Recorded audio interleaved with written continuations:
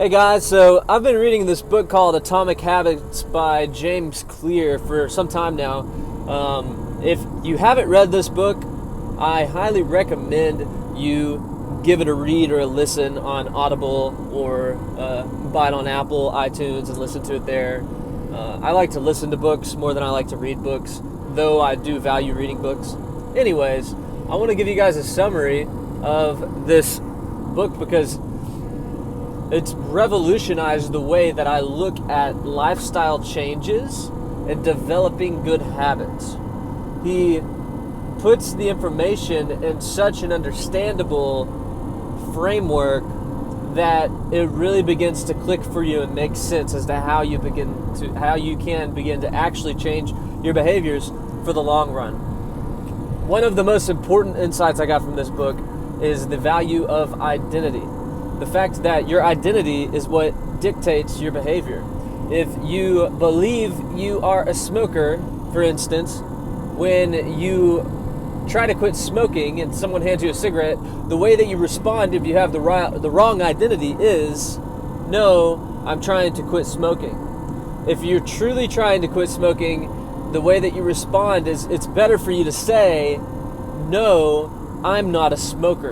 And there's this idea of identity being a huge driving force of the actions that you take. So that parlays into another idea that he brings about in this book, which is the idea that you shouldn't be goal-oriented. You shouldn't be focused on goals. Goals are important to have. It's important to have a roadmap, like in 7 Habits of Highly Effective People, where it talks about beginning with the end in mind. You want to have a life vision, but focusing on the goal rather than the system will give you kryptonite in achieving what you could be achieving. Will be a kryptonite to you achieving what you could be achieving. If you're more focused on the goal, you're not going to achieve the goal as soon or as surely as if you're focused on the system that provides that goal. For instance, you want to lose 50 pounds. It's better to begin to create a system by which you are healthy as a person and an identity that says, I am a healthy person, I work out consistently, I like healthy foods, and begin to implement those things than it is to continue to focus on, I want to lose weight. Because here's the thing, usually the fact that you haven't lost the weight that you want to lose is the very thing that triggers you to perform the behaviors that caused you to gain weight in the first place. Overeating, lethargy, not exercising, not doing the things you should be doing with your time in order to be healthy and to lose that weight. So there's this whole idea that you need systems to actually be able to implement into your life in a practical, everyday way. Taking something like just 2 minutes to create a new habit. Say you want to be a writer. You need to begin creating the habit of writing. So usually people want to be a writer. They have a goal in mind. I want to write a book, right? Well, guess what? The way to actually achieve writing a book is through being a writer. And if you want to be a writer, then you need to write. And if you want to write, then you need to write every day. And you need to have a time and a place where in which you begin writing. Or a time and a place where in which you begin exercising if you want to be healthy, right? So we need a time and a place. And one of the analogies that he gives is this analogy of 3 groups of people in a study. The first group of people was just told to exercise. The second group of people was told to exercise, but told about the benefits of exercising and what it alleviates, how it can help with your heart and the dangers of not exercising and stuff like that. The third group was also given this same motivation, but was also told to write down a time and a place in which they would actually implement exercising. And the first 2 groups, the group that was just told to exercise and the group that was motivated to exercise through a teaching, they both performed about the same. About a third of them, ended up exercising. Well, 90% of the people in the group that was told to actually have an implementation intention which is what he brings up in his book, Implementation Intention, to do that, meaning that there's a time and a place for you to do it, right?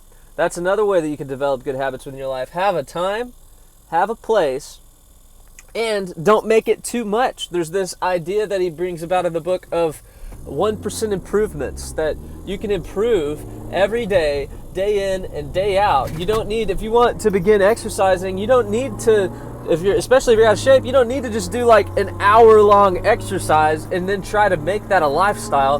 Because let me tell you, I don't know if you've noticed, whenever you do your New Year's resolution, but that doesn't work. Having some big overarching goal that just defeats you, you end up defeating yourself by planning too much. Well, in order to actually create a habit, you need to make it easy, okay? And this is the four. I'm talking about one of the 4 laws that's in this book. You know, you want it to be obvious, you want it to be attractive, you want it to be easy, and you want it to be satisfying, or it's not going to be a habit. And the inverse is true for bad habits that you're wanting to break, right? You invert those principles and it's true. So obvious, attractive, easy, and satisfying. That's what your habits need to be. So you need to make them easy. If you want to, for instance, begin exercising, make the goal, make the habit, put on your running shoes, put on your gym shorts, and walk outside. And then that's the habit. Once you've done that, then it becomes easier to exercise. So you're focusing on what is easy, but you can spend 2 minutes. So you want to be a writer, you spend 2 minutes journaling. Every single day you journal for 2 minutes. 2 minutes, 2 minutes, 2 minutes every day. What ends up happening, or you want to be a reader, you read for 2 minutes every day. You read 1 page. I read 1 page a day right before bed. And that's the cue, right? You need a cue, which is what is the trigger that causes you to perform the habit. So right before bed, I'm going to read 1 page. And then you do that. Well, you can then improve upon that habit by 1% continually, continuing to improve every single day, day in and day out. You end up reading for 30 minutes before bed every night, and it feels just as easy as the 2 minutes did before.